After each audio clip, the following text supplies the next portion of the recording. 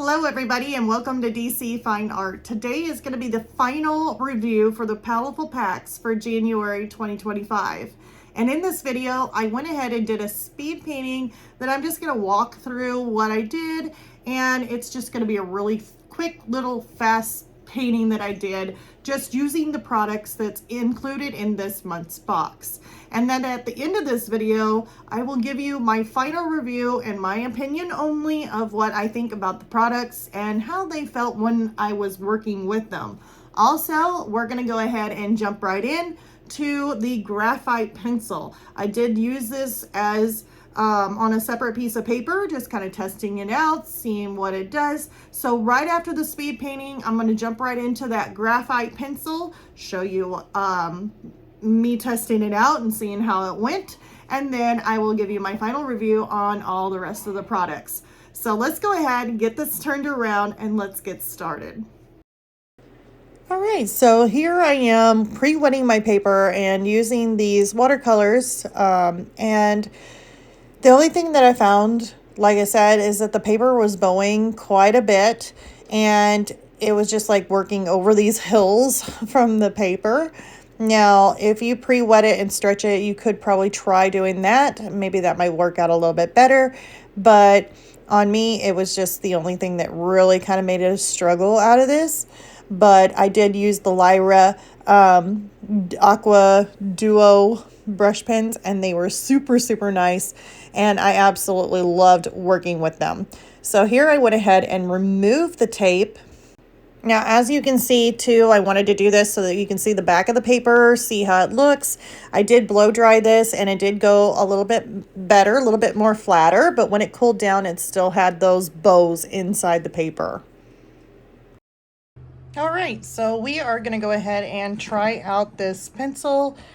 Here is the Tombow Mono, and this is highest quality 3B, and we're just going to see, it did say smudge proof, and I wasn't for sure, but we're going to try it out just to kind of see how it feels and kind of go from there. So I'm going to go ahead and stick this paper here. Oops, that was the tape from removing from that that watercolor that we tried out. So I'm going to go ahead and sharpen this pencil, and then we'll give it a try. I could have just sharpened it already, but I decided to go ahead and sharpen it with you guys on here. So that way, there we go. I think that's good enough. So not too bad to sharpen, really easy. So here we're just gonna make 3B, and it's a nice dark pencil. I can already feel it getting a little slick there, and it is shiny, so it ain't like it's a matte pencil. So if you get enough pigment on it, enough of the pencil lead graphite on it, not pigment. I'm used to working with pigment. You get a shine in there. There we go. Now you guys can see it. See the shine? So it's not a matte. Now they said it was kind of like smudge resistant, which I don't know if they're meaning like if you rub your hand against it. So if I go like this and I work over here, well, on this paper it did smudge. So it didn't take much to actually smudge that. But the thing is if you're working with graphite, see, maybe a little squiggle, I don't know, still smudges. So it's going to be totally up to you guys. If you're using this just to kind of draft out your lines, maybe on a drafting, doing like draft work or something, and you don't want it to smudge, the graphite will smudge. So just want to put that out there. But if you're working with graphite as doing a drawing, you pretty much want it to smudge because you want to be able to blend in maybe some area that you're working in, and you have like here, and in between you want kind of like a shade in there. You can easily do that. Did you see how easy that was just to kind of smooth over and blend that in. It didn't take much to kind of blend that in, or making it solid color here. And then you want to continue on drawing or doing something, you know, it does blend, it does smudge. So I'm not for sure. Let me look at the paper again, just so that way I'm reading this correctly.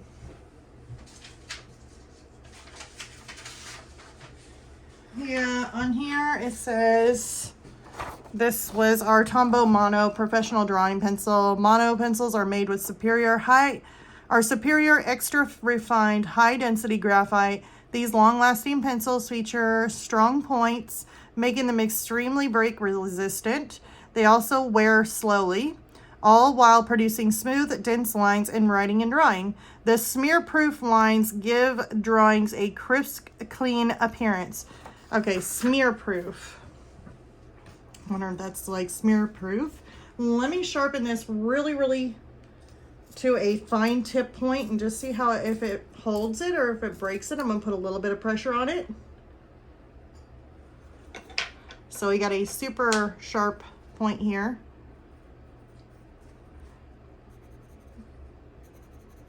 I'm pushing down pretty good.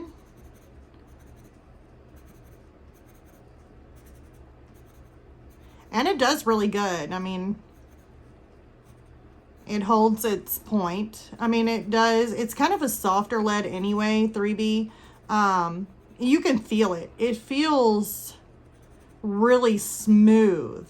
So you can tell the difference. If you use this pencil and you want a nice smooth pencil, at least the feeling of it is nice and smooth. It's soft. It feels really nice as a pencil. It does, it can smear, because I mean, just like that, and it's already smeared. So, just want to put that out there. It does hold a high tip point without breaking. It's just whenever you put a lot of pressure on it, it does dull down really quickly. So, but it doesn't break. It hasn't broken with me, and I put quite a bit of pressure on it, unless you're like, seriously, see, it's not really breaking. If I do it from the side, yeah, I mean, it's really good. It doesn't really break. It holds it very nicely here. So yeah, that is the graphite pencil. I really do like this pencil. It feels really good to draw with. And you can definitely get some nice shading in there, and the feel of it is very smooth. So I do like that. Just to want to let you know that it does smear, it does blend. So if you're not wanting something to do that, then this probably is not the pencil for you.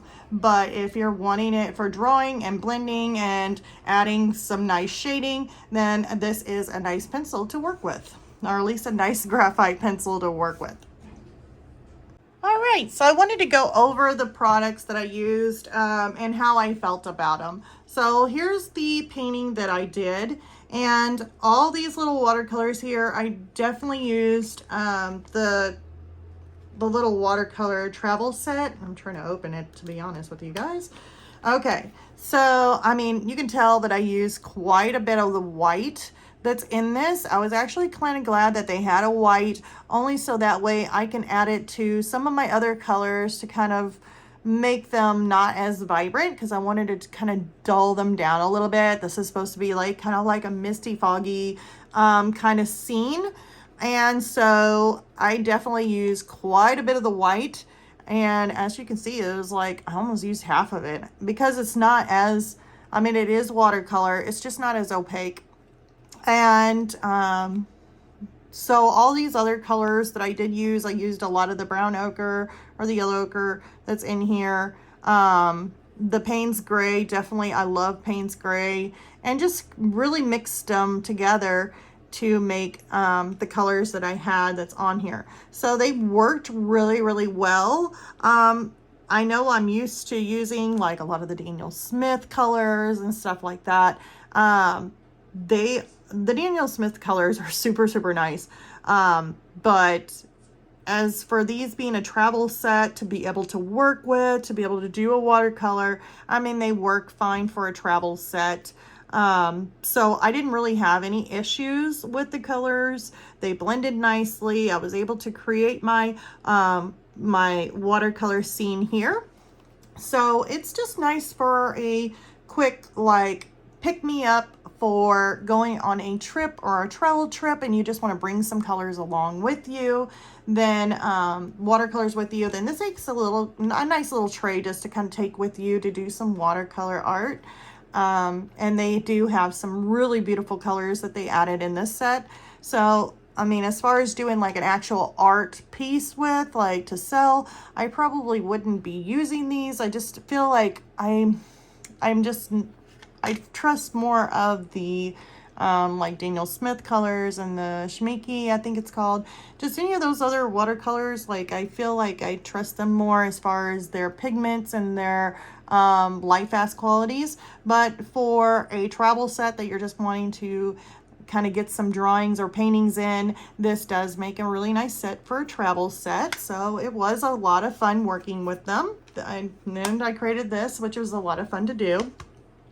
Now the paper, that's one thing I wanted to go over with you guys. Kind of grabbing it, I pulled it over, put it over here. Okay, so we got the Canson Montval, I think it's Montval, I don't know. It's a watercolor paper. It is a cold press paper, so of course it's going to be a little bit rougher. Now I did tape it down to kind of hold it in place while I worked with it, and it did bow up and a lot. So it had a lot of ripples in the paper. So if you're really wanting to, you could stretch, like, pre-wet and stretch it, do all that fun stuff. I really don't do a lot of that because I just don't I don't do a lot of watercolor. I do some watercolor stuff, but I really like to have my paper not bow up as much. But whenever it dried, I dried it with a hairdryer, it flattened back down, and then after I untaped it, it feels like it just kind of bubbled up again. So it is something that maybe might be able to fix if you sprayed it down, laid a towel on top of it, and used like an iron or a heat press to kind of flatten it back out. Maybe it might work out a little bit better. But as far as like taping it down and working on it, it did bubble up quite a bit on me. So if I were to use this paper, most likely I would probably use it for maybe, like, I don't know if I would saturate it, but usually whenever I get a paper like this, I like doing samples and doing not actually my work that I sell necessarily, but I do use it for maybe doing like just kind of testing out some colors or testing out other things. I really like hot press better. That's just me preferably, unless I was going really loose with it, then I do the hot or the cold press. So if I were to recommend the paper, I mean, yeah, if you like cold press paper, I mean, then you could do it. Just make sure to either pre-wet it, stretch it, or if you're needing to, if it comes out like this, like I have it, where I didn't pre-wet and stretch it, then you could probably put a towel over it, dampen it, put a towel over it, try and iron it out, and maybe it might actually flatten back out, because it just might do it. So anyways, enough about the paper. The Lyra Aqua Brush Duo, these were kind of cool. I did like these. I was able to do my little bird here with them, with using the fine point. And then whenever I got down to this area, I did it, but then I wanted it kind of washed out a little bit. And even after it was dry, I came back through with a wet brush and I was able to rework that. So all of these little dots that I made in here, I made some in here, just kind of darkening up some areas. And then after it would dry, I mean, I would come back over it and I would use my brush. I mean, not completely dry. You don't have to wait until it's completely dry. But in some of the areas, it was a little bit drier. And I came back over it with my wet brush and I was able to rework that. So that actually made this super, super nice to work with. So I give this an amazing thumbs up for these. And I've got a black one and I've got a yellow one. And yes, you can put them down and then use a wet brush and it reactivates the color and turns it into more of a watercolor kind of thing. So yes, I absolutely love these Lyra aqua brushes. So I will be keeping these around. I do believe, I was trying to look up and see if these were light fast or not light fast. And from what I seen, some people were saying, and some of the things were saying that they were light fast, while others didn't really say much. So I would have to look into these a little bit more. Looks like I'm gonna have to do some digging, but I did see on one thing that's saying that it was light fast. So I'm keeping my fingers crossed that these are, because these are a lot of fun. And if they are light fast, knowing me, I like to sell my work. Unless you want to make prints, then you can make prints and sell them because they are fun to work with. But if they are, heck yeah, I think I might end up getting some more of these. So these Lyra Aqua Brush Duos are super, super nice. I love them. So of course I use the Woody 3-in-1. Usually I like to keep these around. I got a whole set of these that I got in one of the Paletteful pack boxes, and me and my daughter like to draw on our window, maybe for the holidays or whatever, and we draw on our window, on our door, and then I can just take a damp washcloth and this just cleans off so easily. So it is a lot of fun. Now I went ahead and tried this. I couldn't say I never used it on paper, because I did believe I added it to the paper that I used on one of the Paletteful packs, but it's been a while. So I went ahead and added some of this and squiggled it, maybe like right in this area on up, and just added a little bit of this nice, I think it's more of a teal or at least aqua kind of color. Doesn't say what color it is on the actual pencil.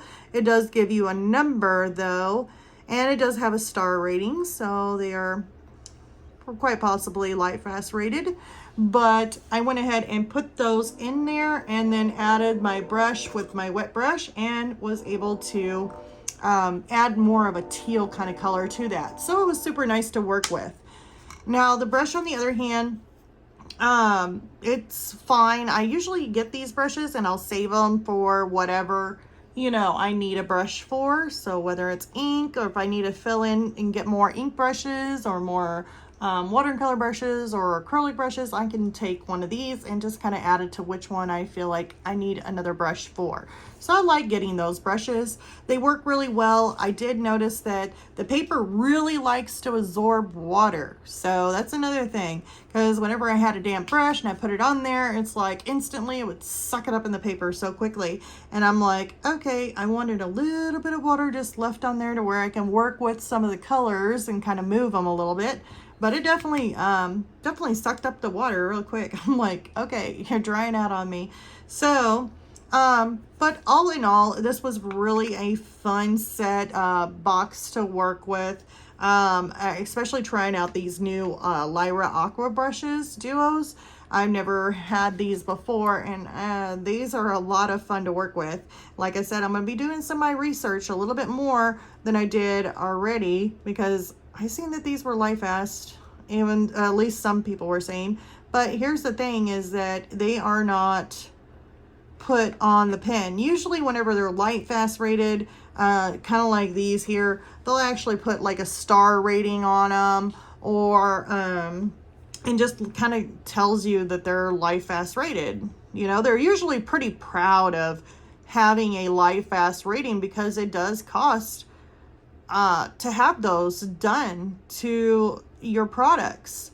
And usually whenever they do their products in a light fast rating, they are really proud to show off that those are light fast rated. So usually you don't have to dig so hard to try and find if something's light fast rated, because it'll be all over the place telling you it's light fast rating, and it would actually show up on the actual product itself, because of course they're proud of it. They paid money for it, and of course it bumps up the product too on price. So I am not for sure. I mean, I still have my doubts on these, but they are a lot of fun to work with. So I do give them props for that. And if you're wanting something to work with and then make prints of, you could easily do that too.